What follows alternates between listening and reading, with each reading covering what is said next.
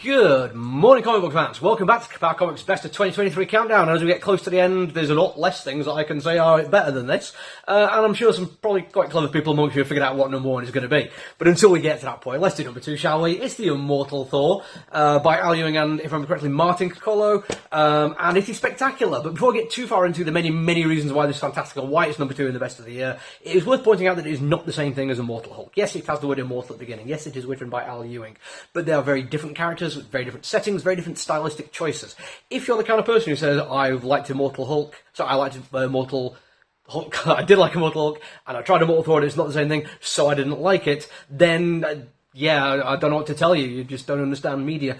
But I think there are interesting things to discuss about the two comic books together. I'm going to do at least one of those, a compare and contrast, and then one where he does, as Al Ewing himself has writing tricks which he uses in both of them quite effectively, but they are not the same thing and they don't deserve to be discussed in the same way. So, that being said, let's get on with it.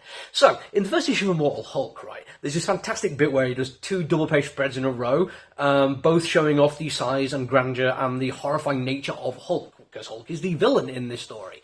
Throughout it, I mean, yes, there's been a lot of takes backwards and forwards if Hulk's a good guy or the bad guy, and I totally get there's a good discussion to have there, but in this one, the Immortal Hulk is a creature more powerful than time, and literally, even though some good things happen as a result of him, he is the monster of it, in a monster movie kind of way.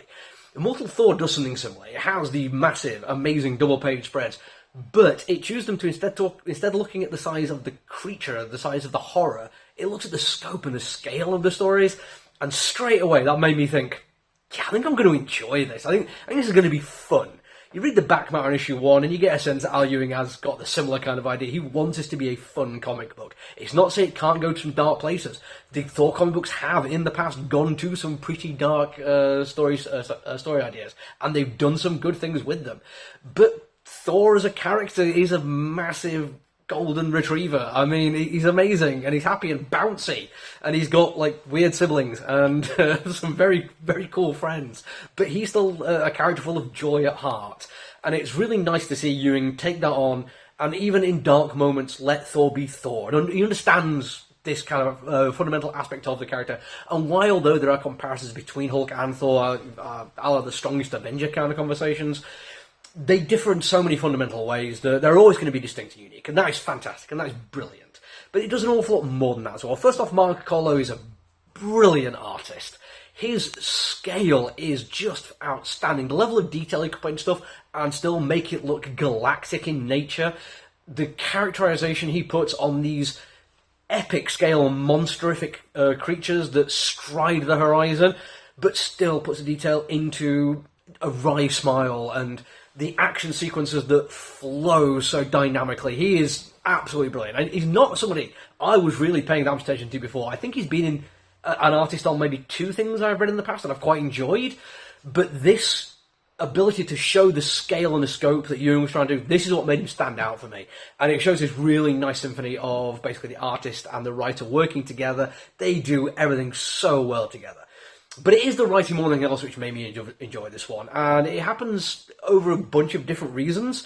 And I mentioned earlier on in this rundown of my best of the year that some of the stuff I'm talking about, because the quality is so granular in terms of what makes it better or worse than anything else, it's going to come down to me just preferring certain things. One of those is going to be Loki, which we'll discuss later on in it, but for the most part it is just this really cool sense of character. Because we do meet quite a few people in this story. Mostly it is a Thor story, that's absolutely fine. But you cannot look at Thor as a character within the Marvel Universe and not see how intertwined he is with a whole bunch of other people. And quite nicely, I mean, this is specifically the one I picked up to show this off, because it literally has an all-new Thor core. And we do get some of these people from Thor's past coming in and helping him out in this huge epic scale battle against an almost eldritch level god of thunder, which is a brilliant, brilliant take. It fits in quite nicely again with the fact that we know that Ewing can do huge monstrous level stories based on his work with Hulk. But Thor, very different, and it works differently as well. Because to get to that point, we have to talk about Loki. the god of tricksters, the god of stories, even at this point. And I mentioned in my very first review of this, of issue 1, that I do not have time to get into a discussion about people who do not understand that Loki is canonically gender fluid. And at this point in the story, I'd say they're gender queer even.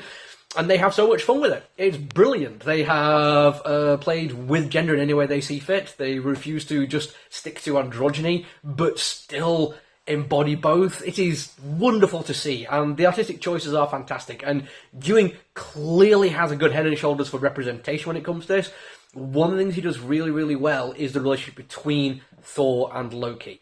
And this comes down to, in its most simplest thing, there isn't probably a being alive who has ever existed who knows Loki as well as Thor does. Maybe not even Loki themselves, because they are so changeable. They change as easy as the wind sometimes.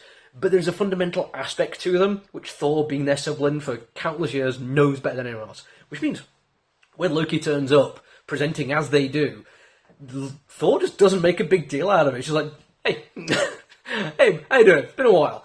They don't really worry about it simply because nothing has, for them, changed the fundamental aspect of who Loki is. Loki has always been all of these things, and any of these things, and he mix if they need to, but they are still, to Thor, Loki.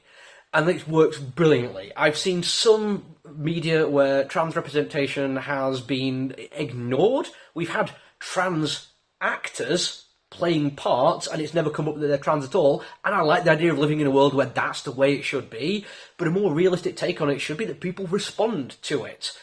And it's never 100% going to be good. We don't live in that world yet, and the Marvel Universe certainly doesn't.